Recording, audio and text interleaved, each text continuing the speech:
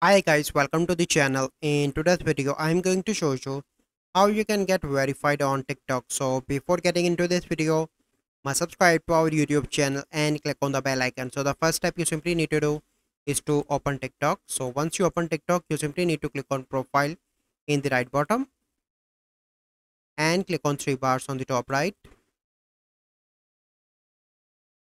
Here you need to click on settings and privacy.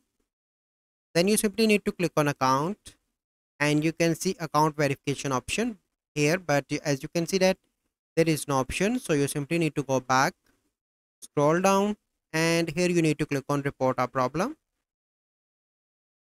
and click on this form in the top right.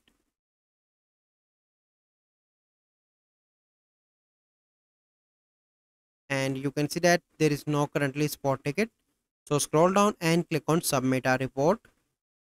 And you can see that you need to write to the TikTok support team that I am unable to verify my TikTok account, so kindly help me that. And then the TikTok team will send you an option to verify your TikTok account. So this is the process. I hope you find this video helpful. If you find this video helpful, must like this video, subscribe to our YouTube channel for future videos. We'll see you in the next video. Thank you. Have a good day.